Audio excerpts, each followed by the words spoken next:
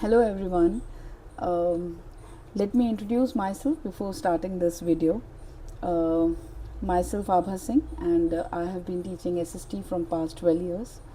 And actually, I just wanted to have a small conversation with you all कि SST के बारे में हम लोगों का सोचना है कि थोड़ा डिफ़िकल्ट है, थोड़ी रूट लर्निंग करनी पड़ती है एंड तो ये जो आपके मन में डाउट है कि SST डिफ़िकल्ट है, वो सबसे पहली बात, SST बिल्कुल भी डिफ़िकल्ट सब्जेक्ट नहीं है।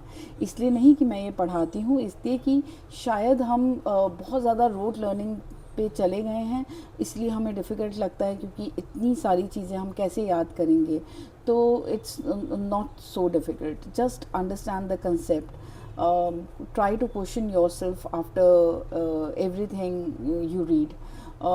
हम जब ये आदत बना लेते हैं कि हम कुछ भी पढ़ रहे हैं उसके बाद हम क्वेश्चन कर रहे हैं, अच्छा ये है तो ये क्यों नहीं है, और अगर ये है तो आगे क्या होगा. when we try to question and answer ourselves, the concept becomes a bit easy, and it becomes very easy कि हम उसको restore कर सकते हैं अपने माइंड में. एंड बिकॉज सबसे अच्छी चीज़ तो यही है कि आप एक चैप्टर पढ़ें, जो कि अभी मैं आपको पढ़ाने वाली हूँ, और उसके बाद हम अपनी NCERT की टेक्स्ट बुक पढ़ें, because it's very very important to read each and every line of NCERT. और उसके बाद हम उस जो भी हमारा क्वेश्चन है उसको आंसर करने की कोशिश करें खुद.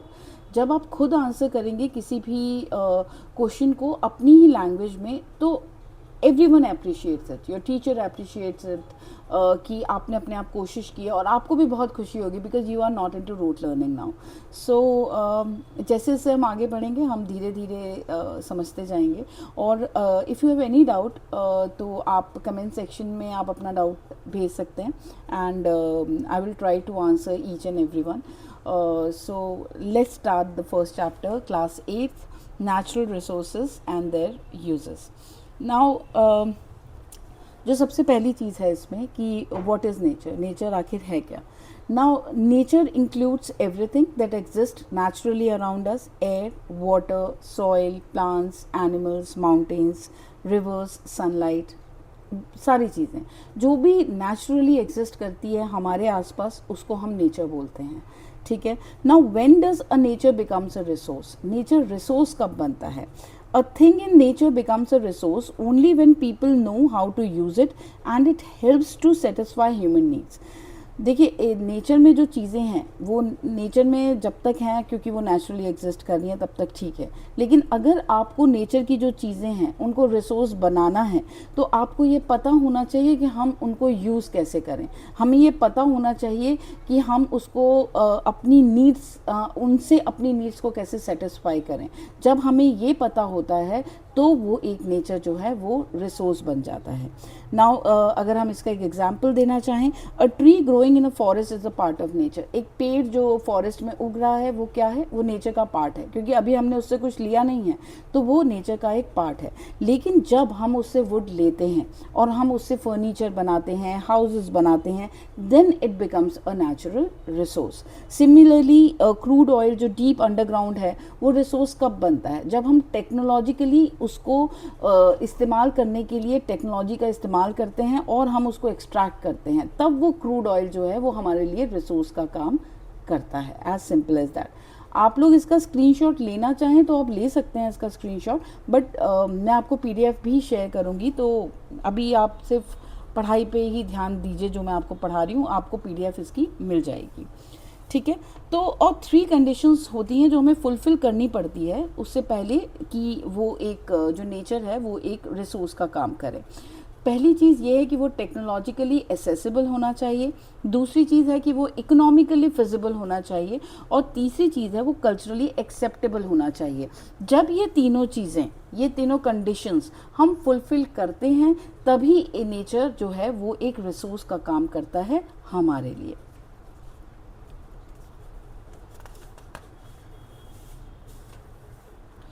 नाउ टेक्नोलॉजिकली एसेसिबल मतलब क्या होता है कि we should have the technology to obtain और यूज़ इट। अब कोई रिसोर्स है, कोई एक नेचर का पार्ट है, कोई रिसोर्स है, हमें ये पता है, लेकिन अगर हमारे पास टेक्नोलॉजी ही नहीं है कि हम उसको इस्तेमाल कर सकें, उसको यूज़ में ला सकें, तो उसका क्या फ़ायदा होगा। तो हमारे पास वो टेक्नोलॉजी होनी चाहिए कि हम उसको ऑब्टेन कर सकें, हम उसको यूज़ कर सकें। तो पहली कंडीशन है it should be technologically accessible. Second है it should be economically feasible. Economically feasible होना चाहिए। It should not cost more to extract than the benefit it provides. इतना ज़्यादा हमको उस पर मतलब कॉस्ट नहीं पड़नी चाहिए जितना कि हमें बेनिफिट भी प्रोवाइड नहीं कर रहा। हमने उस पर इतना सारा पैसा लगा दिया, हमने अपनी सारी मेहनत लगा दी, लेकिन जब हमने उसको एक्सट्रैक्ट किया तो हमें बेनिफिट उतना प्रोवाइड ही नहीं कर रहा। तो आपको पहले देखना पड़ेगा कि क्या टेक्नोलॉजी का इस्तेमाल करने से पहले कि क्या वो इतना ज़रूरी है, क्या वो हमें हमारी नीड्स को इतना सेटिस्फाई कर रहा है जितनी मेहनत या जितना पैसा हम उस चीज़ पे लगा रहे हैं। तो you need to see it before extracting it और before using the technology for it. Third is it should be culturally acceptable. Now society should accept its use. For example, trees in sacred groves, local people consider them holy, may not be cut even though they can provide timber. Wood used for making furniture, houses, paper, etc. Now society क्या है कि society को भी तो accept करना चाहिए ना, जो कि हम इस्तेमाल कर रहे हैं चीज़ को। Now trees जो होते हैं जब वो sacred groves में होते हैं, like local people उसको बहुत holy consider करते हैं। कोई भी पेड़ है उसको बहुत होली कंसिडर करते हैं, पूजा करते हैं, तो वो नहीं चाहेंगे ना कि वो पेड़ कटे या उसका कोई भी किसी भी तरह से हम उसको यूज़ कर सकें। ठीक है, बेशक वो हमें वुड दे रहा है, बेशक हम उससे फर्नीचर बना रहे हैं, हाउसेस बना रहे हैं, पेपर बना रहे हैं, बट अगर वो मतलब वो लोग उसको देना ही नहीं चाह रहे हमें, तो हम ज़बरदस्ती नहीं ले सकते। बेशक हमारे पास टेक्नोलॉजी है, बेशक वो इकोनॉमिकली फिजिबल है, बट हम उसको नहीं ले सकते। तो तीनों चीज़ों का फुलफिल होना बहुत ज़रूरी है अगर हम किसी भी नेचर को रिसोर्स की तरह यूज़ करना चाहते हैं। It should be technologically accessible, it should be economically feasible and it should B culturally acceptable. In short, natural resources are the materials and substances that occur in nature and are valuable to humans.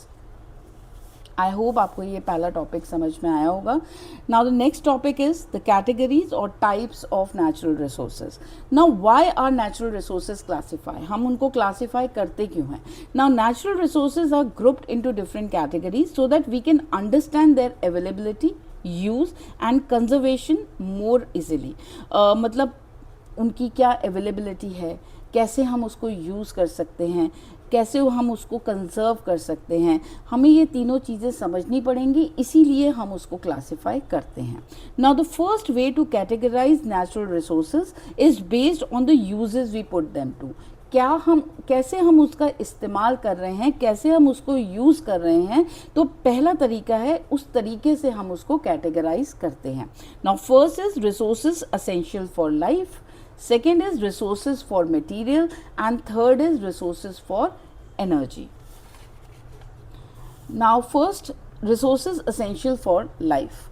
These are resources without which living beings cannot survive. ये वो resources हैं जिसके बिना हम जिंदा नहीं रह सकते, जैसे कि air, water, soil, ये सारे वो resources हैं. ये जो resources हैं they are very necessary for breathing, for drinking, for growing food and supporting life.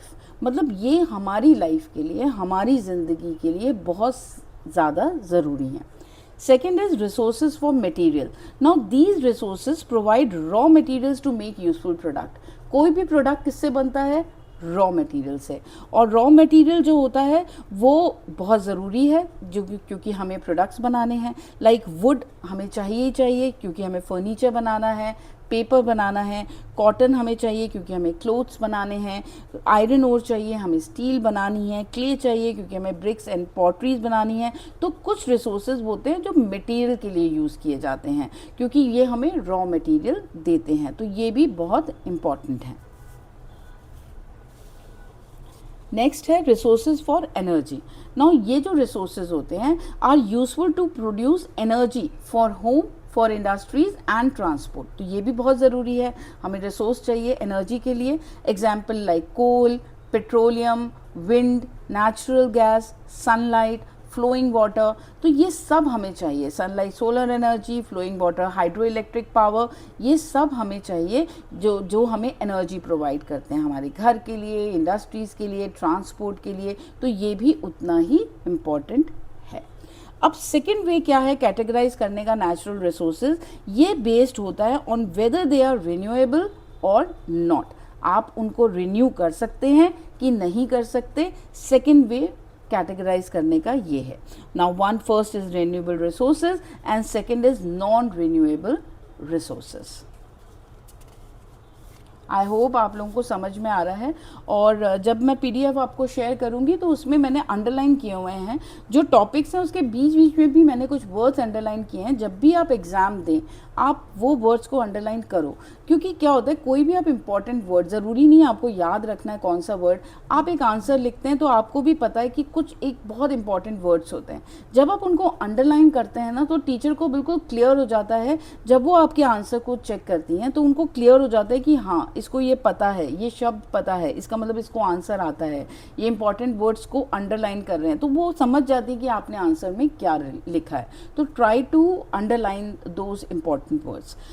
Nature functions in a restorative like regenerative ways but within limits. Restricted way में वो function करता है nature.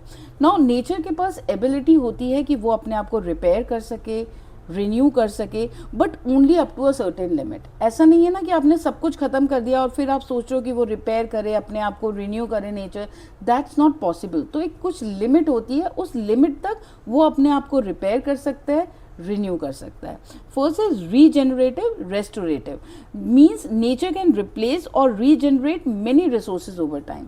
बहुत सारे resources ऐसे होते हैं जिनको नेचर रिप्लेस कर सकता है या दोबारा रीजेनरेट कर सकता है ओवर टाइम, मतलब टाइम, ऐसा नहीं है एकदम से, टाइम लगेगा उस चीज़ में लेकिन कर सकता है। रेस्ट्रिक्टेड मतलब होता है means this ability is not unlimited. If humans use resources faster than nature can replace them, nature can not recover. मतलब अब क्या होता है कि कई बार क्या होता है कि हम बहुत ही फटाफट हम रिसोर्सेज को यूज़ कर रहे हैं, तो नेचर क्या कर सकता है, जब हम यूज़ जल्दी जल्दी कर रहे हैं तो उसको रिप्लेस तो कर देगा। हो सकता है वही चीज़ सेम रिकवर ना कर पाए लेकिन हाँ उसको रिप्लेस कर देगा। हम एग्जाम्पल से समझेंगे। If a few trees are cut, अगर हम कुछ पेड़ काटते हैं और तो हम नए पेड़ उगा सकते हैं and the forest can regenerate, forest अपने आप को रीजनरेट कर देगा। अगर फॉरेस्ट को हमने बड़े स्केल पे कट डाउन किया विदाउट रीप्लांटिंग, हम कट करे जा रहे हैं और रीप्लांट तो कर नहीं रहे हैं, हम नए पेड़ तो लगा नहीं रहे हैं, तो क्या होगा, nature can not restore them quickly. Restore मतलब नेचर उसको इतनी जल्दी कैसे रेस्टोर करेगा, आप रीप्लांट नहीं कर रहे हो, आप फॉरेस्ट को काटे जा रहे हो, तो आपको कुछ ना कुछ तो एक्शन अपनी तरफ से करना पड़ेगा ना। नेचर उसको रिस्टोर मतलब इतनी जल्दी करेगा लेकिन टाइम लगेगा। Rivers can naturally clean themselves to some extent but excessive pollution prevents them to do so.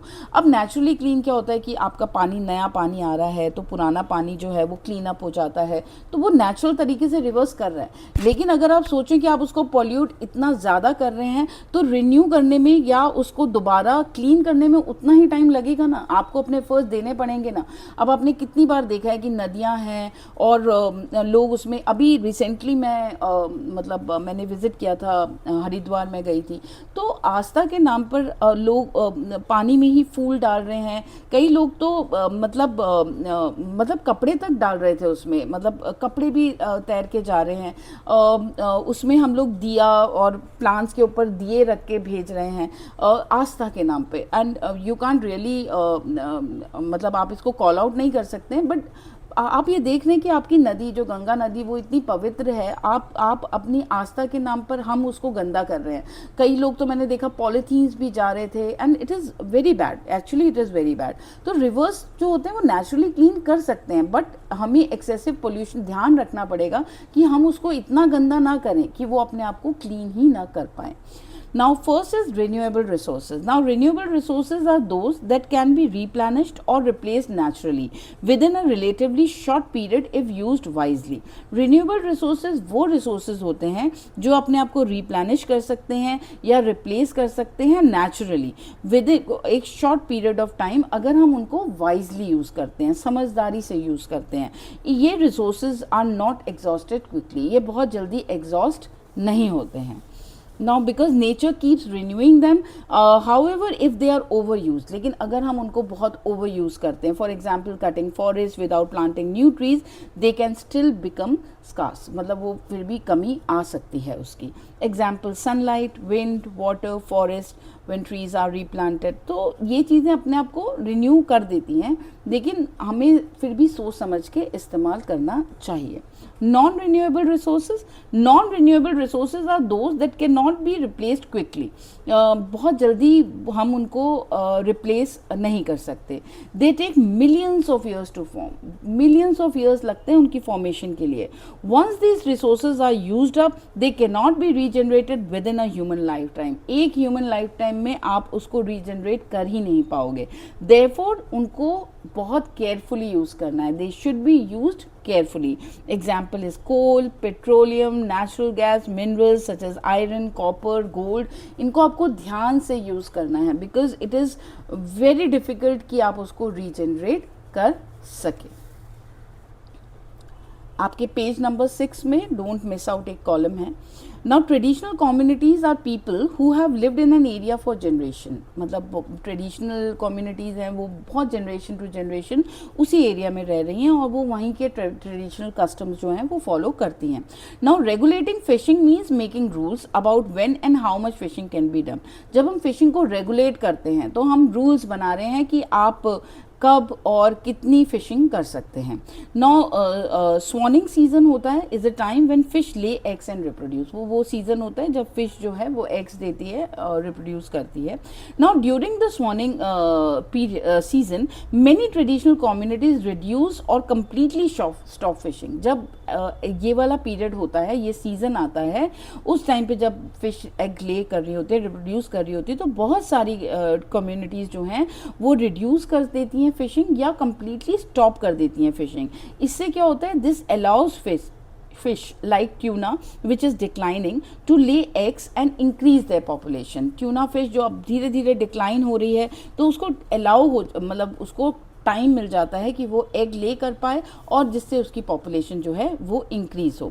If fishing continues during this period many young fish will die and the number of fish in rivers, lakes और seas will decrease. क्योंकि अगर हम fishing उस time पर भी continue मतलब करेंगे तो बहुत सारी यंग फिश जो है वो मर सकती हैं और जो भी रिवर्स, लेक्स या सीज में जो भी फिशेस हैं वो धीरे धीरे धीरे धीरे करके डिक्रीज हो जाएंगी. Now don't miss out page 7 of NCERT में है. Ecosystem functions are the natural processes that take place in nature without any human effort. Ecosystem जो functions होते हैं वो बहुत natural processes होते हैं जो कि अपने आप nature में part ले रहे हैं, मतलब अपने आप हो रहा है and without any human efforts. हमें human efforts लगाने की ज़रूरत नहीं है. Examples जो trees हैं वो हमें oxygen देते हैं. Roots of trees जो होती हैं वो सॉइल इरोजन प्रिवेंट करती हैं. फॉरेस्ट जो होते हैं वो होम होते हैं बहुत सारे एनिमल्स के लिए. तो ये सब नेचुरली अकर हो रहा है हमारे आसपास. तो these activities happen naturally and keep the environment healthy. और ये जो एक्टिविटीज़ अपने आप नेचुरली हो रही हैं ये हमारे जो एनवायरनमेंट है उसको बहुत हेल्दी रखती हैं. Now ecosystem services. When humans benefit from these natural processes, those benefits are called ecosystem services. अब ये जो हो रहा है हमारे आसपास, ये जो ecosystem functions हैं, जब इन functions से ह्यूमन बींग्स जो हैं वो बेनिफिट होते हैं, उससे उनको ह्यूमंस को फ़ायदा मिलता है. तो ये जो नेचुरल प्रोसेसेस हैं इनको हम बोलते हैं इकोसिस्टम सर्विसेज. जैसे we breathe oxygen produced by trees, we get clean water because forest filter it, farmers जो हैं वो get better crops because insects pollinate flowers, soil remains fertile because forest prevents erosion. तो ये सारी चीज़ें जो कि हमारे बेनिफिट के लिए यूज़ हो रही हैं, तब हम इनको इकोसिस्टम सर्विसेज बोलते हैं। A mature tree produces about 275 litres of oxygen per day. This may vary depending on the type of trees. एक मेच्योर ट्री जो पूरी तरह से उग चुका है वो हमें 275 लीटर्स ऑफ ऑक्सीजन जो है वो पर डे देता है। अब आप सोच सकते हैं कि पेड़ उगाना कितना ज़्यादा इम्पॉर्टेंट है। दिस में वेरी, वो डिपेंड करता है कि कितना बड़ा ट्री है या किस टाइप का ट्री है। एक एवरेज ह्यूमन नीड्स मतलब एक एवरेज ह्यूमन को 350 litres of oxygen per day की ज़रूरत होती है। दो दिस कैन चेंज, जो ये नेचुरल बात है, चेंज होता है आपकी एज के हिसाब से, आपकी बॉडी साइज़ के हिसाब से, आपकी फिजिकल एक्टिविटीज़ के हिसाब से ये चेंज होता रहता है। सोचिए एक पेड़ जो है, एक पेड़ आपको 275 लीटर ऑफ ऑक्सीजन प्रोवाइड करता है और आपकी ह्यूमन नीड के लिए, आपको ह्यूमन के लिए 350 लीटर ऑफ ऑक्सीजन की ज़रूरत होती है पर डे। तो कितना ज़्यादा ज़रूरी है हमें अपने एनवायरनमेंट में, हम बोलते हैं हमने फॉरेस्ट, पेड़ काटे जा रहे हैं, रीप्लांट करना भी उतना ही ज़रूरी है। काटना ज़रूरी होगा लेकिन रीप्लांट करना उससे भी ज़रूरी है। फॉरेस्ट पूरे का पूरा ख़त्म मत कीजिए, ठीक है। आप देख रहे हैं हमें ऑक्सीजन की ज़रूरत है, वो हमें पेड़ दे रहा है, तो कितना ज़रूरी है कि हम पेड़ उगाएं, ठीक है। नाउ द नेक्स्ट टॉपिक, बहुत ही important topic, distribution of natural resources and its implication. क्या इम्प्लीकेशन है, कैसे डिस्ट्रीब्यूट होता है natural resources. Are natural resources found equally everywhere. क्या नेचुरल रिसोर्सेज हर जगह इक्वली मिलते हैं, पाए जाते हैं। Now natural resources are unevenly distributed. This means every place on earth does not have the same amount or type of resources. ये unevenly distributed है। ऐसा नहीं है कि एक रिसोर्स अगर आपको एक जगह पर मिल रहा है तो दूसरी जगह पर भी आपको उतना ही, वही रिसोर्स सेम उतनी ही क्वांटिटी या क्वालिटी में मिलेगा। तो वो बहुत ही अनइवनली डिस्ट्रीब्यूटेड है। इसका मतलब है हर एक प्लेस जो अर्थ में है does not have the same amount और सेम टाइप ऑफ रिसोर्स। ये जो अनइवन डिस्ट्रीब्यूशन है ये शेप करता है ह्यूमन सेटलमेंट्स को, ट्रेड पैटर्न्स को, इंटरनेशनल रिलेशंस को और कॉन्फ्लिक्ट्स को भी, जो कि मेजॉरिटी ऑफ जो हमारी मतलब कोई भी हमारे बीच में आर्ग्यूमेंट्स हैं या कॉन्फ्लिक्ट्स हैं उसमें बहुत इंपॉर्टेंट पार्ट ये नेचुरल रिसोर्सेज भी प्ले करते हैं। Now industries and factories are often set up near places where natural resources are available. जो इंडस्ट्रीज हैं या जो फैक्ट्रीज हैं हम कोशिश करते हैं कि उन जगहों पर लगाएं जो कि नेचुरल रिसोर्सेज जहाँ पर अवेलेबल हों, रिसोर्सेज जहाँ पर मौजूद हों।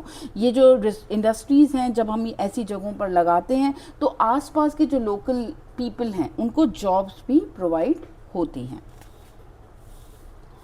Like example, a steel factory is usually built near iron ore and coal mines. Natural एक स्टील इंडस्ट्री जब आप बिल्ड कर रहे हैं तो वो आयरन ओर जहाँ पे पाया जाता है, जहाँ पे कोल माइंस होती हैं, उसके पास ही हम स्टील फैक्ट्री बनाते हैं या लगवाते हैं। Creating employment for near by residents. जो भी आसपास के लोकल लोग हैं, आसपास जो गाँव हैं या छोटे छोटे कस्बे बने हुए हैं, वहाँ के लोग आकर एम्प्लॉयमेंट उनको मिलता है क्योंकि आपने उधर जाकर स्टील फैक्ट्री लगाई है। एज इंडस्ट्री जैसे जैसे इंडस्ट्रीज डेवलप होती है, नए टाउन्स एंड कॉलोनीज भी डेवलप होती हैं। अब आपने एक इंडस्ट्री लगाई, ठीक है, उसमें आसपास के लोग आए काम करने। अब वो काम करने आएंगे तो धीरे धीरे वो अपनी फैमिली को लाते हैं, फैमिली को लाएंगे तो वो अपने घर बनाएंगे, वहाँ पर घर बनाएंगे। जब उनके बच्चे होंगे तो नेचुरल बात है उनको स्कूल्स भी चाहिए, अगर वो वहाँ रह रहे हैं उनको शॉप्स भी चाहिए, उनको हॉस्पिटल्स भी चाहिए, उनको ट्रांसपोर्ट भी चाहिए, उनको तो इसकी वजह से क्या होता है, एक पूरा नए टाउन्स या कॉलोनीज सेटअप हो जाती हैं और दूसरे और बिजनेस भी ग्रो करने लगते हैं जिससे कि और ज़्यादा जॉब अपॉर्चुनिटीज़ मिलती हैं। आप लोग उसमें तो काम कर ही रहे हैं, आप फैक्ट्रीज में तो काम कर ही रहे हैं, लेकिन धीरे धीरे आप शॉप्स में भी काम करते हैं, आप स्कूल्स में भी, अगर आपने स्कूल बनवाया तो वहाँ टीचर्स की रिक्वायरमेंट होती है, वहाँ पे आपको और काम के लिए भी लोग चाहिए होते हैं, हॉस्पिटल्स के लिए आपको लोग चाहिए होते हैं, ट्रांसपोर्ट के लिए आपको लोग चाहिए होते हैं। तो आप एक फैक्ट्री लगाने से कितनी सारी जॉब अपॉर्चुनिटीज़ मिल रही हैं उस एरिया में। धीरे धीरे और फैक्ट्रीज भी आने लगती हैं, लोग और काम करने लगते हैं। आप देखिए एक चीज़ से दूसरी चीज़ कैसे जुड़ती चली जाती है। People living in these areas get better facilities like good roads, electricity, schools, hospitals, banks, internet, transport, उनको ये सारी चीज़ें मिलती हैं। These facilities improve their quality of life. और जब आपको उन लोगों को ये फैसिलिटीज़ मिलने लगती है तो उनकी जो क्वालिटी ऑफ लाइफ है वो भी इम्प्रूव होने लगती है। Now although industries bring many benefits, they also have negative effects. ऐसा नहीं है कि इंडस्ट्रीज जो होती हैं वो सिर्फ पॉजिटिव चीज़ें ही ला रही हैं। जैसे जैसे इंडस्ट्रीज़ लगती हैं बेनिफिट्स तो बहुत हैं, मगर अपने साथ वो कुछ नेगेटिव इफ़ेक्ट्स भी होते हैं। शॉर्ट टर्म इफ़ेक्ट होता है कि डस्ट होती है, नॉइज़ होती है क्योंकि इंडस्ट्री है, फैक्ट्री है, ट्रैफिक बहुत हो जाता है उसके आसपास, ट्रांसपोर्ट की चीज़ें आ रही हैं जा रही हैं, टेम्प्रेरी लॉस ऑफ फार्मलैंड, और आसपास के जो खेत हैं, जो गांव हैं, उन पे भी आप कुछ ना कुछ बना लेते हैं, कोई फैक्ट्री बन रही है, कोई इंडस्ट्री, तो लॉस भी है फार्मलैंड का। और लॉन्ग टर्म इफ़ेक्ट्स क्या होते हैं कि एयर एंड वाटर पोल्यूशन हो जाता है। जो फैक्ट्री का जो भी गंदा सामान है या वो सारा पानी में जा रहा है, एयर पोल्यूट हो रही है, डिफॉरेस्टेशन हो रहा है, पेड़ काटे जा रहे हैं, क्लाइमेट चेंज होता है, हेल्थ प्रॉब्लम्स होता है। ये लॉन्ग टर्म इफ़ेक्ट्स भी होते हैं कोई भी इंडस्ट्री जब एक नए एरिया में लगती है। समटाइम्स इंडस्ट्रीज, माइनिंग प्रोजेक्ट्स और dams are build in areas rich in natural resources. कई बार इंडस्ट्रीज़ हैं, जो माइनिंग प्रोजेक्ट्स हैं या डैम्स हैं, उस एरिया में बनाए जाते हैं जो एरिया रिच है नेचुरल रिसोर्सेज में।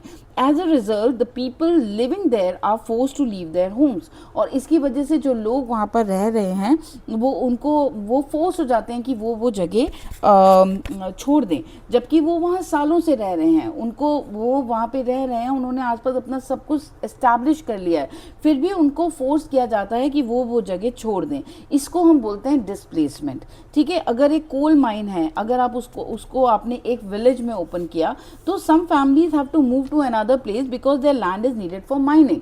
अब अगर आपको कोल माइन बन रही है तो माइनिंग के लिए भी आपको शायद उनके खेतों की ज़रूरत है या उनके लैंड की ज़रूरत है, तो उनको फिर दूसरी जगह पे मूव ऑन होना पड़ता है। Nature has nothing to do with political boundaries, so there is always a tension regarding sharing of natural resources across states as well as countries। अब नेचर का क्या मतलब है ना, जो आपकी पॉलिटिकल बाउंड्रीज हैं उससे नेचर का कोई मतलब नहीं है। आप स्टेट्स बाउंड्रीज हैं, कंट्री बाउंड्रीज हैं, उसका नेचर से कोई मतलब नहीं है। तो हमेशा एक टेंशन होती है रिगार्डिंग कि आप नेचुरल रिसोर्सेज को कैसे शेयर करोगे अक्रॉस स्टेट्स या कंट्रीज। एग्जांपल जैसे कावेरी वाटर है, वो कर्नाटका, तमिलनाडु, केरला और पुडुचेरी, यहाँ पे सब लोग शेयर कर रहे हैं उसको, तो कई बार टेंशन अराइज हो जाती हैं। आपने कावेरी वाटर डिस्प्यूट भी सुना होगा, कभी न्यूज़ में आया होगा, तो आपने ये भी सुना होगा, तो उसकी वजह से डिस्प्यूट होते हैं। इट इज़ नॉट ऑलवेज कि सब कुछ बहुत आराम से हो गया, हैप्पीली हो गया, नहीं, प्रॉब्लम्स आती हैं। ठीक है, the natural resource curse, a country or region may have many natural resources. हो सकता है एक कंट्री या रीजन में बहुत सारे नेचुरल रिसोर्सेज हों, जैसे कोल, ऑयल, फॉरेस्ट, मिनरल्स, रिवर्स, बहुत सारे नेचुरल रिसोर्सेज हों, but it does not automatically become rich और डेवलप। बट ज़रूरी नहीं है कि किसी कंट्री या रीजन में बहुत सारे नेचुरल रिसोर्सेज हों और वो ऑटोमेटिकली वो रिच है या डेवलप्ड है, ऐसा ज़रूरी नहीं है। Why it is called a curse? Sometimes countries with abundant natural resources, abundant मतलब बहुत सारे नेचुरल रिसोर्सेज उस कंट्री के पास होते हैं, grow more slowly than countries with fewer resources, and this is known as natural resource curse. कई बार जो कंट्री है जिसके पास बहुत सारा नेचुरल रिसोर्स होता है, वो बहुत धीरे धीरे ग्रो करती है एज कम्पेयर टू कंट्रीज जहाँ पे बहुत कम रिसोर्सेज हैं लेकिन वो ज़्यादा ग्रो कर रही है। इसी चीज़ को हम बोलते हैं नेचुरल रिसोर्स कर्स। नाउ ये होता क्यों है? The country depends only on selling raw material resources. वो जो कंट्री है जिसके पास बहुत सारे नेचुरल रिसोर्सेज हैं, वो क्या करती है? अपने रॉ मटेरियल्स को सेल करना शुरू कर देती है। It does not develop industries to make valuable product from those resources. वो ना क्या करती है कि वो इंडस्ट्रीज डेवलप नहीं करती है कि जो रॉ मटेरियल, इतना रॉ मटेरियल जब आपकी कंट्री में है तो आप इंडस्ट्रीज बनाइए ना, उस रॉ मटेरियल को एक प्रोडक्ट में कन्वर्ट कीजिए। लेकिन वो क्या करते हैं, रॉ मटेरियल्स को ही सेल करना शुरू कर देते हैं. There is less investment in education, technology and manufacturing. Education में, टेक्नोलॉजी में, मैन्युफैक्चरिंग में बहुत ही कम इन्वेस्ट किया जाता है. एज अ रिजल्ट इकोनॉमिक जो ग्रोथ है उस कंट्री की वो बहुत ज़्यादा स्लो हो जाती है. Example, imagine 2 country. हाँ, इमेजिन करते हैं हम लोग. जैसे कंट्री ए है, has lots of iron ore but exports it at raw material. मतलब कंट्री ए के पास बहुत सारा आयरन ओर है बट मतलब वो उसको एक्सपोर्ट करती है रॉ मटेरियल की तरह. कंट्री बी के पास कम आयरन ओर है but uses it to make cars, machines and tools. मगर वो उस आयरन ओर से क्या करती है, कार्स बनाती है, मशीन्स बनाती है एंड टूल्स बनाती है. कंट्री बी जो है वो अर्न करती है ज़्यादा पैसे, ज़्यादा money, because it adds value to the raw material through industries. क्योंकि वो उस रॉ मटेरियल में वैल्यू ऐड कर रही है, वो उस रॉ मटेरियल को इंडस्ट्रीज में भेज रही है. इंडस्ट्रीज उससे कार बन रही है, मशीन्स बन रहे हैं, टूल्स बन रहे हैं और फिर वो उसको आगे जाकर एक्सपोर्ट करती है. तो नेचुरल बात है, जो कंट्री बी है वो ज़्यादा पैसा अर्न करती है as compare to country A. India has generally avoided this curse by developing industries. लेकिन इंडिया ने इस कर्ज को अवॉइड किया है क्योंकि यहाँ पे हमने इंडस्ट्रीज़ को बहुत ज़्यादा डेवलप किया है, हमने नेचुरल रिसोर्स को यूज़ किया है जिससे कि हम गुड्स को मैन्युफैक्चर कर सकें, हमने इन्वेस्ट किया है इकोनॉमिक डेवलपमेंट में to meet the country's growing needs. की इंडस्ट्री की जो इकोनॉमिक डेवलपमेंट जो कंट्री की ग्रोइंग नीड्स हैं वो हम पूरी कर सकें.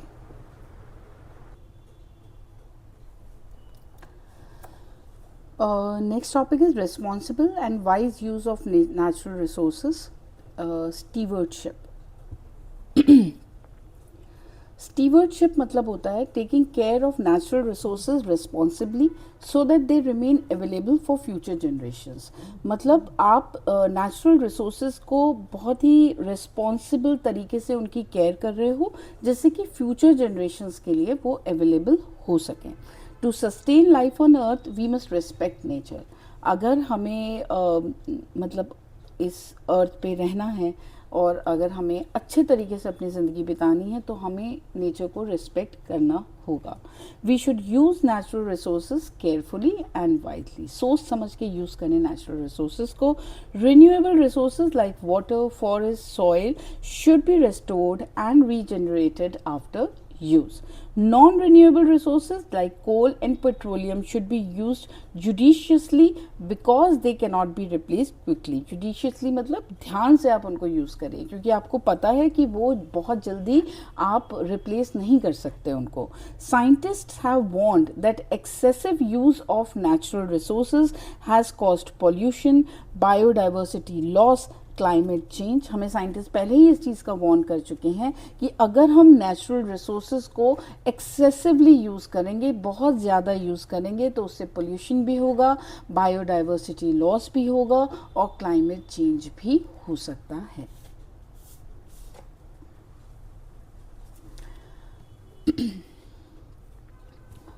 Restoration and regeneration of renewable resources. Restoration मतलब क्या होता है कि bringing a resource back to its original condition. Restoration मतलब एक जो रिसोर्स है उसको वापस उसी अपनी ओरिजिनल कंडीशन में लाना. While regeneration means helping it renew naturally. Regeneration का मतलब होता है उसको रिन्यू करें नेचुरली. ठीक है. एग्जाम्पल 1 जैसे हम ग्राउंड वाटर का एग्जाम्पल देते हैं. Many farmers use ground water for irrigation. बहुत सारे फार्मर्स जो हैं वो ग्राउंड वाटर का इस्तेमाल करते हैं इरिगेशन के लिए. अब इससे प्रॉब्लम क्या होती है? Water is being pumped out faster than nature can refill it. अब ग्राउंड वाटर से जब हम इरिगेशन के लिए पानी यूज़ करते हैं तो वो हम पंप आउट मतलब हम उसको यूज़ तो बहुत ज़्यादा कर रहे हैं, नेचर उसको रिफिल इतना फास्ट नहीं कर पा रहा जितना ज़्यादा हम उसको यूज़ कर रहे हैं.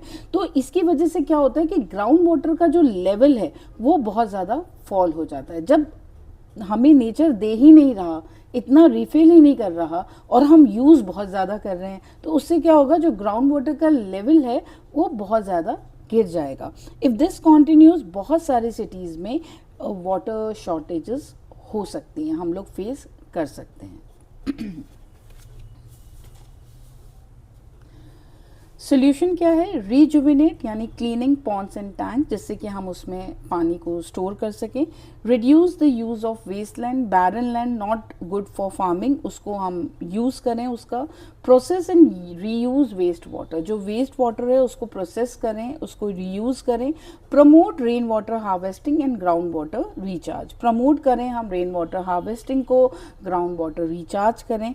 एग्जाम्पल 2 है soil. Now improper use of chemical fertilizers and pesticides damage the soil. अगर हम बहुत गलत इस्तेमाल या ज़्यादा इस्तेमाल करेंगे केमिकल फर्टिलाइजर्स का या पेस्टिसाइड्स का, उसकी वजह से सॉइल जो है वो डैमेज हो जाएगा। इसका क्या सॉल्यूशन है? Use natural fertilizers, natural fertilizers का यूज़ करें, ना कि केमिकल फर्टिलाइजर्स का। ऑर्गेनिक मैन्योर यूज़ करें। प्रैक्टिस मल्टी क्रॉपिंग, एक से ज़्यादा क्रॉप्स को एक फील्ड पर उगाएं। Taking complete care of soil health, soil health भी उतनी, अगर आप चाहते हैं कि प्लांट्स हेल्दी हों, ज़्यादा हों, आपको अनाज ज़्यादा मिले, तो आपको सॉइल की हेल्थ का भी ख्याल रखना पड़ेगा।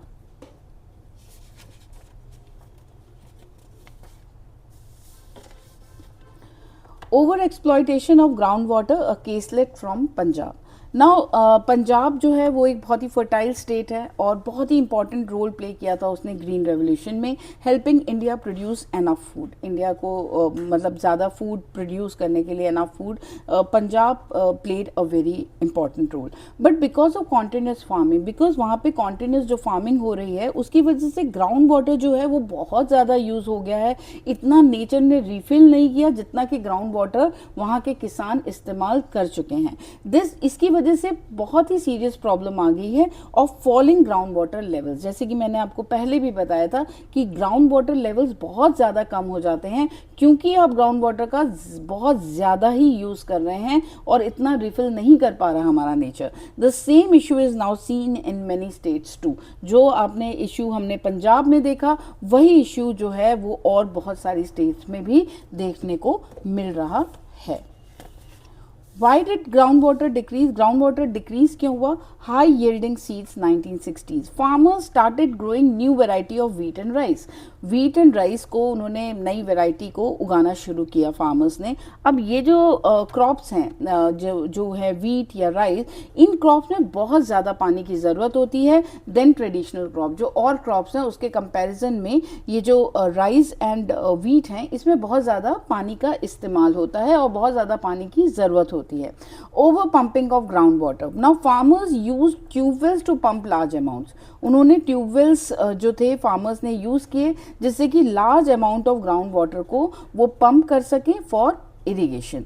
Free electricity, free power encourage farmers to pump even more groundwater without worrying about the cost. Free electricity थी, फ्री पावर थी। जब फ्री पावर थी तो उनको लगा ज़्यादा से ज़्यादा पंप करो ग्राउंड वाटर, क्योंकि उनको तो पैसे के बारे में बॉदर करना ही नहीं था। इसकी वजह से उन्होंने बहुत ज़्यादा इस्तेमाल किया। Use of chemical fertilizers and pesticides. Now modern farming required more chemicals. जो मॉडर्न फार्मिंग थी उसमें बहुत ज़्यादा केमिकल्स की ज़रूरत थी। ये जो केमिकल्स हैं mixed with ground water and polluted it. अब ये जो केमिकल्स हैं जो आप मॉडर्न फार्मिंग में इस्तेमाल कर रहे हैं उससे क्या हुआ, वो ग्राउंड वाटर में मिक्स हो गए और इसकी वजह से उसको उन्होंने पॉल्यूट कर दिया। इससे क्या इफेक्ट हुआ कि ground water level has gone down to about 30 metres in many part of Punjab. 30 metres जो है वो ग्राउंड लेवल नीचे जा चुका है बहुत सारे पार्ट्स में पंजाब के। Water has become difficult to access. Water को बहुत डिफ़िकल्ट है उसको एसेस करना। Ground water is polluted by pesticides and fertilizers. Ground water किससे पोल्यूटेड है? पेस्टिसाइड से, फर्टिलाइजर्स से। Polluted water can cause health problem, और ये जो पॉल्यूटेड वाटर है इसकी वजह से हेल्थ प्रॉब्लम हो सकती है। Almost 80% of Punjab area is over exploited. 80% मतलब 80% आप समझ रहे हैं, सिर्फ 20% ही बचा है। बाकी 80% जो पंजाब के एरियाज हैं वो बहुत ही ज़्यादा ओवर एक्सप्लॉयटेड हैं। ओवर एक्सप्लॉयटेड का मतलब ये है more ground water is taken out than nature can replace. Nature जितना रिप्लेस कर सकता है 80% जगहों पर उससे ज़्यादा ग्राउंड वाटर जो है वो इस्तेमाल हो चुका है। The next topic is the case of cement. Now, why is cement important? क्योंकि हम अगर मॉडर्न लाइफ की बात करें तो विदाउट सीमेंट तो हम इमेजिन भी नहीं कर सकते. It is used to build houses, schools, hospitals, bridges, roads, airports. So cement जो है वो बहुत ही essential material है for development and construction. Now what is the problem with cement? Cement के साथ क्या problem है? Although cement is very useful, its production is one of the most polluting industries. जैसे वो produce होता है cement, वो most polluting industries जो है वो cement की ही मानी जाती हैं. Number one is air pollution. Now, during the production of cement, a large amount of fine dust is released into the air. जब सीमेंट का प्रोडक्शन होता है तो बहुत ही फाइन डस्ट जो है वो रिलीज होती है एयर में. Now this dust enters the lungs of peoples and animals. जो लोग हैं उनके लंग्स में, एनिमल्स के लंग में ये जो डस्ट है ये एंटर कर जाती है. इसकी वजह से क्या होता है, ब्रीदिंग प्रॉब्लम हो सकती है, लंग डिजीज हो सकती है, damage to plants. Now the fine dust जो है वो लीव्स ऑफ प्लांट्स पे सेटल हो जाती है, प्लांट्स की लीव्स में वो सेटल हो जाती है जाके, क्योंकि वो बहुत ही फाइन डस्ट होती है. As a result leaves can not absorb enough sunlight. अब अगर लीव के ऊपर कुछ है तो जो सनलाइट आएगी वो ढंग से एब्जॉर्ब नहीं कर पाएगी लीव. फोटोसिंथेसिस रिड्यूस हो जाएगा जिसकी वजह से प्लांट्स बहुत ही पुअरली ग्रो करेंगे. क्रॉप्स यील्ड जो है वो डिक्रीज हो जाएगी. ठीक है, क्योंकि लीव्स के ऊपर जब डस्ट आएगी तो नेचुरल बात है हर चीज़ इफेक्ट होगी उससे. The dust next is third point is soil and water pollution. Now the dust and waste from cement factories also pollute soil. It also pollutes rivers, lakes, ground water. This effect farming, aquatic life and the environment. Farming को effect करेगी, aquatic life जो पानी के अंदर जो भी जीव जंतु हैं उनको इफेक्ट करेगी, हमारे एनवायरनमेंट को इफेक्ट करेगी. तो what is government doing? Government क्या कर रही है? The central pollution control board CPCB has made guidelines for cement factories. उन्होंने कुछ गाइडलाइंस बनाई हैं सीमेंट फैक्ट्री के लिए. दीज रूल्स जो हैं, these rules will help factories. ये जो रूल्स हैं ये फैक्ट्रीज को हेल्प करेंगी. इससे क्या होगा? रिड्यूस होगा एयर पोल्यूशन, कंट्रोल होगा dust emissions, treat waste properly, protect people and the environment. Now what is the solution? Scientists and architects are encouraging the use of alternative building material that cause less pollution. अब scientist जो हैं, जो architects हैं, जो buildings वगैरह बनाते हैं, उन्होंने encourage किया है कि हमको एक alternative building material जो है वो यूज़ करना चाहिए जिससे कि less pollution हो. These include traditional materials जैसे कि stone हो गया, मड हो गया, earth. These are eco friendly and have been use for centuries. बहुत सेंचुरीज जब सीमेंट नहीं था तब स्टोन का इस्तेमाल होता था, मड का इस्तेमाल होता था, और ये बहुत ही इको फ्रेंडली हैं और ये बहुत सेंचुरीज से यूज़ हो रहे हैं. ठीक है. Plant based materials made from plants like bamboo and agricultural waste are renewable and less harmful to nature. Materials जैसे कि बैम्बू हो गया या एग्रीकल्चर वेस्ट हो गया जो कि रिन्यूएबल है और बहुत ही लेस हार्मफुल है नेचर को, उनको यूज़ किया जा सकता है. Recycled material, waste plastic and other recycled materials can be reused in construction, reducing pollution and waste. Today, scientists and engineers are combining these traditional materials with modern technology to make stronger and safer buildings. इस traditional material को modern technology के साथ combine किया जा रहा है जिससे कि एक सेफर और स्ट्रॉन्गर बिल्डिंग को बनाया जा सके. दे आर सस्टेनेबल, बहुत सस्टेनेबल हैं, because less pollution is cause during during production के दौरान बहुत ही कम पोल्यूशन होता है. ये they also provide local employment provide करते हैं, because local people can make and use these materials. क्योंकि लोकल जो लोग हैं वो यूज़ कर सकते हैं इन मटेरियल्स को. They are designed according to the local climate के हिसाब से इनको डिज़ाइन किया जा सकता है, making homes naturally cooler and warmer. जो होम्स हैं उनको बहुत ही कूलर और वार्मर बनाया जा सके तो लोकल क्लाइमेट के हिसाब से इनको डिज़ाइन किया जा सकता है. एग्जाम्पल है जैसे in Rajasthan thick mud walls keep houses cool in summer. Rajasthan में क्या होता है, जो मड वॉल्स बनती हैं वो बहुत मोटी बनाई जाती हैं, थिक बनाई जाती हैं, जिससे कि हाउसेज जो हैं वो कूल रहे समर में. इन हिली एरिया स्टोन हाउसेज जो हैं वो बनाए जाते हैं जिससे कि people remain warm during winter, जिससे कि लोगों को गर्माहट मिल सके विंटर सीजन में. नाउ वृक्षायुर्वेदा, वृक्षायुर्वेदा जो है वो एक एंशियंट इंडियन बोटॉनिकल साइंस है. वृक्ष means tree, Ayurveda means science of life or health.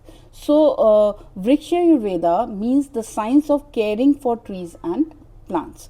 Now it is thousands of year old. ये बहुत पुरानी है and was written in books like Surpala's Vrikshayurveda around the 10th century CE. इसमें ये पाया गया है और इसके बारे में पूरा उसमें बताया गया है. Now, what does Vrikshayurveda teach? It gives detailed knowledge about agriculture and plant care. Agriculture और plant care के बारे में इसमें detailed knowledge बहुत ही आपको बहुत ही length में बताया गया है. Now, which plant should grow in which soil? Like rice grows well in clay soil, groundnut grows well in sandy soil. ऐसा इसमें सब कुछ लिखा हुआ है. Seed collection and preservation. Now how to collect healthy seeds, healthy seeds को कैसे collect किया जा सकता है, कैसे उनको सेफली स्टोर किया जा सकता है, कैसे उनको ट्रीट किया जा सकता है उन सीड्स को before sowing. This helps improve crop production. तो अगर आप ये सब करेंगे जो भी उसमें लिखा गया है उसकी वजह से आपका जो क्रॉप प्रोडक्शन है वो भी इंक्रीज करेगा या इम्प्रूव करेगा. इरिगेशन टेक्निक्स लिखी गई हैं. It explains when to water plants को. ऐसा नहीं है कि जब आपका मन करे आपने पानी डाल दिया या वाटर कर दिया, नहीं. व्हेन टू वाटर प्लांट्स को कब वाटर करना है, कितना प्लांट चाहिए, कितना पानी चाहिए डिफरेंट प्लांट्स को. अलग अलग प्लांट्स को अलग अलग क्वांटिटी में पानी चाहिए होता है. Watering changes according to plant species, growth stage, season, किस सीजन में कितना पानी देना है, उसका ग्रोथ स्टेज क्या है, प्लांट कौन सी प्लांट स्पीशीज है, उसके हिसाब से उसको वाटर किया जा सकता है. Example, young plants need frequent watering. जो यंग प्लांट्स होते हैं उनको फ्रीक्वेंट मतलब जल्दी जल्दी आप उनको पानी दे सकते हैं. During the rainy season less irrigation is needed. Rainy season में आपको क्योंकि नेचुरल पानी आ रहा है तो आपको इरीगेशन की ज़रूरत काफ़ी कम पड़ती है. Natural pest management, natural repellents जैसे कि natural substances that keeps harmful insects and paste away from plant without using harmful chemical pesticide. इसके बारे में भी बताया गया है कि कैसे जो नेचुरल सब्सटेंस है वो हार्मफुल इंसेक्ट्स को दूर रखेंगे, पेस्ट को दूर रखेंगे, जिससे प्लांट्स को हार्मफुल केमिकल पेस्टिसाइड्स की ज़रूरत ना पड़े. Growing certain plants together to keep insects away. कुछ प्लांट्स ऐसे हैं जिनको अगर आप एक साथ उगाएंगे जिसकी वजह से इंसेक्ट्स दूर रहेंगे. This protects crops and the environment. ये क्रॉप्स को भी प्रोटेक्ट करेगा और आपके एनवायरनमेंट को भी प्रोटेक्ट करेगा. Now next is crop rotation and mixed cropping. Crop rotation means growing different crops on the same field in different season. अलग अलग सीजन में डिफरेंट क्रॉप्स को उगाना एक ही फील्ड में. एग्जाम्पल वीट, ग्राम, मस्टर्ड. इसकी वजह से क्या होता है कि सॉइल जो है उसकी फर्टिलिटी मेंटेन रहती है, सॉइल जो है वो फर्टाइल रहता है. मिक्स क्रॉपिंग मतलब होता है ग्रोइंग 2 और मोर क्रॉप्स टुगेदर. 2 या 2 से ज़्यादा क्रॉप्स को जब आप एक साथ उगाते हैं. एग्जाम्पल है wheat and gram. This reduces the risk of crop failure and improve soil health. इसकी वजह से क्या होता है, जो क्रॉप फेलियर है उसका रिस्क रिड्यूस हो जाता है और सॉइल हेल्थ भी इम्प्रूव होती है. Proper ploughing, it advises farmer to plough the soil properly. इसमें एडवाइस किया गया है कि फार्मर्स के लिए कि जो आप प्लोइंग करते हैं सॉइल की वो प्रॉपरली की जानी चाहिए. सॉइल, इससे क्या होता है, सॉइल रिटेन्स मॉइस्चर, एयर जो है वो सॉइल के अंदर एंटर कर सकती है, बेनिफिशियल ऑर्गेनिज्म जो है वो ग्रो कर सकते हैं. Importance of living organisms in soil. Healthy soils में क्या होता है, फंगाई, बैक्टीरिया, अर्थवॉर्म पाए जाते हैं. ये जो ऑर्गेनिजम्स हैं ये क्या करते हैं, ये सॉइल फर्टिलिटी को इम्प्रूव करते हैं, ब्रेक डाउन करते हैं डेड प्लांट्स को, एनिमल्स को into nutrients, help plants grow better. इनकी वजह से प्लांट जो है उनकी ग्रोथ बहुत अच्छी होती है. तो ये बहुत ज़रूरी है और ये सब उसमें लिखा गया है, इन डिटेल लिखा गया है, जिससे कि आप जब उसको पढ़ें तो आपको सही तरीके से पता लग सके कि आपको अपने प्लांट्स को कैसे नर्चर करना है, कैसे आपको ग्रोथ बढ़ानी है, कब कौन से प्लांट को कितने पानी की ज़रूरत है, कब कौन सा प्लांट किस सीजन में कैसे उगेगा, कौन से 2 प्लांट्स को आप एक साथ उगा सकते हैं. ठीक है, तो ये सारी चीज़ें उस में लिखी गई हैं और इसको जो भी फार्मिंग कर रहे हैं उनको पढ़ना चाहिए, उनको बताना चाहिए इनफैक्ट कि ऐसे करने से क्या क्या फ़ायदे हो सकते हैं. Next is the caselet from Sikkim. Now Prerna's family lived in Sikkim and worked on a farm. The farm was producing less crop every year. Their loan and debts were increasing. क्योंकि प्रेरणा की family Sikkim में रहती है, farm में काम करती है, और उसकी जो फार्म था वो बहुत ही लेस क्रॉप एवरी ईयर जो था वो उग रहा था उसमें, उसके उनके लोन्स जो थे वो बढ़ते जा रहे थे। Chemical fertilizers and pesticides were use, chemical fertilizers use किए जा रहे थे, पेस्टिसाइड्स यूज़ किए जा रहे थे फार्मिंग में, because they were very expensive, family had to spend more money, और इसकी वजह से उनको काफ़ी लोन लेना पड़ रहा था और वो डेट में आ गए थे। When the state government announced a new policy encouraging organic farming, प्रेनियंस family decided to adopt this new method. जब स्टेट गवर्नमेंट ने अनाउंस किया कि एक नई पॉलिसी आई है ऑर्गेनिक फार्मिंग की, तो उन्होंने जो प्रेरणा की फैमिली है उसने डिसाइड किया कि क्यों ना हम नया मेथड जो है वो इस्तेमाल करें। एट फर्स्ट जो फार्म प्रोड्यूस था उसमें बहुत ही फ्यूअर क्रॉप्स उगी, because the soil had been expose to, क्योंकि इतने सालों से वो जो सॉइल है वो केमिकल्स यूज हो रहे थे, केमिकल फर्टिलाइजर, पेस्टिसाइड आप सब यूज कर रहे थे, तो सॉइल की क्वालिटी तो खराब हो ही गई थी। तो शुरू में क्या था कि जब उन्होंने ऑर्गेनिक फार्मिंग शुरू की तो शुरू में बहुत ही फ्यूअर क्रॉप्स होगी, it had become less fertile.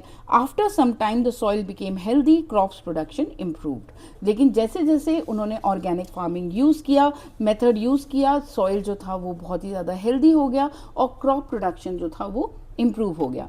Now Prerna's family started using compost, organic manure made from decomposed plant and animal waste. Compost improves soil fertility and is natural and eco-friendly. उन्होंने natural pest repellents from neem and garlic use करने शुरू किए, जिससे कि crops को protect कर सके from harmful insects. Instead of growing only one crop, they grew different crops in different seasons. Example cardamom, ginger, traditional vegetable, इन्होंने अलग अलग सीजन में अलग अलग क्रॉप्स उगाने शुरू किए। After 5 years the farm became successful and productive. जो फार्म था उनका वो बहुत ही सक्सेसफुल और बहुत ही अच्छी प्रोड्यूस होने लगी। The soil had recovered and crop production increase. जो सॉइल है वो भी रिकवर हो गया, जो क्रॉप प्रोडक्शन है वो भी इंक्रीज हो गया। Because the crops were organic, people were willing to pay higher prices from them, क्योंकि जो क्रॉप्स थी वो ऑर्गेनिक थी, लोगों ने ज़्यादा पैसा देना शुरू कर दिया। In 2016 Sikkim became India's first fully organic state. 2016 में सिक्किम जो था वो इंडिया का first fully organic state declare किया गया। जो effects were good and results were very positive. Biodiversity flourish, plants, insects, birds, animals उस जगह पे रिटर्न होने लगे, वापस आने लगे। Tourism increase, people visited to learn about the successful organic farming model. लोग देखने आने लगे कैसे ऑर्गेनिक फार्मिंग से इतना अच्छा बेनिफिट मिला है, तो टूरिज्म इंक्रीज हो गया। फार्मर्स इनकम इंक्रीज, अर्न 20% मोर, वो 20% ज़्यादा कमाने लगे जैसे कि वो जो पहले कमाते थे। Sikkim is now a model for the whole world. Sikkim को अब लोग एक ऑर्गेनिक स्टेट के नाम से जानते हैं, एक मॉडल बन चुका है वो पूरे वर्ल्ड में कि कैसे ऑर्गेनिक फार्मिंग के ज़रिए उन लोगों ने वहाँ पे इतनी अच्छी फसल पैदा करनी शुरू कर दी है। फार्म्स बहुत हेल्दी हैं, प्रोडक्शन बहुत इंक्रीज हो गया है, तो लोग अब सिक्किम को एक मॉडल मानने लगे हैं कि जाके देखा जाए कि कैसे ऑर्गेनिक फार्मिंग से एक स्टेट इतनी अच्छी हो सकती है। Responsible and judicious use of resources. Responsible मतलब क्या होता है कि रिसोर्सेज को केयरफुली यूज़ करना विदाउट हार्मिंग नेचर, नेचर को बिना हार्म किए हुए कैसे रिस्पॉन्सिबल तरीके से आप रिसोर्सेज का इस्तेमाल कर सकते हैं। जुडिशियस मतलब होता है यूजिंग रिसोर्सेज वाइजली, दिमाग से यूज़ करें। Only as much as needed, avoiding wastage, waste ना करें, उतना ही यूज़ करें जितनी ज़रूरत है। नॉन रिन्यूएबल रिसोर्सेज जैसे कि कोल, पेट्रोलियम, नेचुरल गैस, मिनरल्स, ये बहुत ही लिमिटेड है। अगर ये यूज्ड अप हो जाएंगे तो they can not be replaced quickly. So we should use them carefully, avoid unnecessary wastage, save them for future generations. Instead of depending only on coal and petroleum, we should gradually use renewable resources of energy like solar energy, wind energy, hydroelectric energy, biomass energy. हमको सिर्फ कोल और petroleum पे ही depend नहीं रहना, हमें जो renewable source of energy है उनका इस्तेमाल करना है। तरीके ढूंढने हैं कैसे हम इस्तेमाल कर सकते हैं सोलर एनर्जी का, विंड एनर्जी का, हाइड्रो इलेक्ट्रिक एनर्जी का, बायोमास एनर्जी का। These sources do not get exhausted, causing causes less pollution and protect the environment. Many cities and villages do not get a regular supply of clean drinking water. Some people breathe polluted air because they live near industries or busy roads. This shows that access to basic resources is often unequal. मतलब equally हर जगह divided नहीं है, it is unequal. Air pollution जो है वो often caused by industries, vehicles, excessive use of fossil fuels like coal and petroleum. Poor people जो है वो सबसे ज़्यादा affected हैं as they cannot protect themselves easily. We should act as a steward. Steward means caretakers की तरह हमें act करना चाहिए of nature. We should take care of nature. We should work towards restoration, regeneration and sustainability.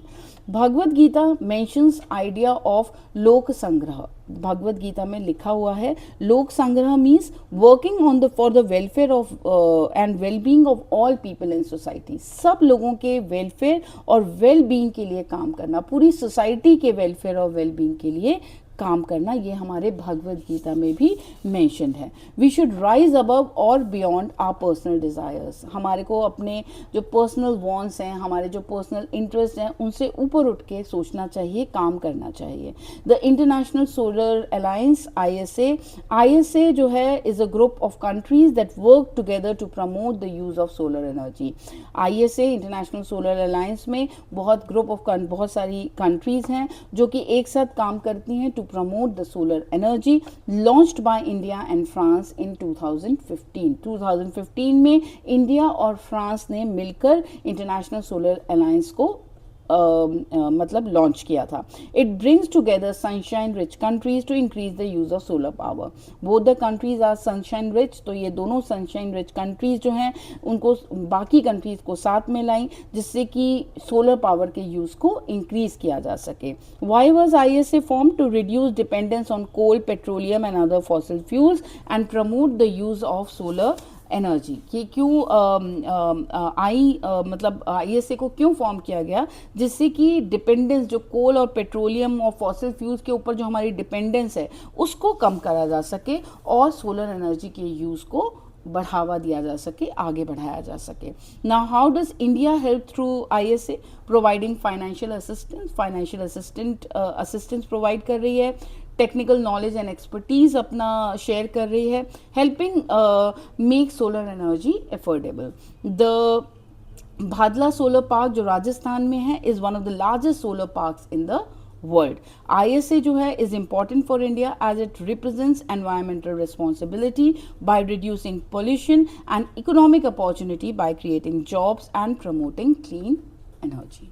So here your chapter finishes and go through these notes, go through your NCERT. I am again focusing कि NCERT is one of the best books. आप एक एक line पढ़िए उसकी NCERT में, आपको ये सारे MCQs उसी में से आते हैं. सबसे अच्छी बात क्या है SST में, जो भी आपके एग्ज़ाम्स में क्वेश्चंस आते हैं, जो भी आपके MCQs आते हैं या जो भी आपसे पूछा जाता है वो सब कुछ आपके चैप्टर में है. तो just go through these notes, read NCERT line by line, understand what it's trying to say and your chapter is finished, right? Go through this. और अगर आपको कोई भी दिक्कत है या आपको कोई चीज़ नहीं समझ में आ रही है, you can of course tell me और आई विल मेक श्योर कि मैं आपके हर क्वेश्चंस के जवाब दे सकूं. And thank you and we will meet very soon for the second chapter. Thank you so much.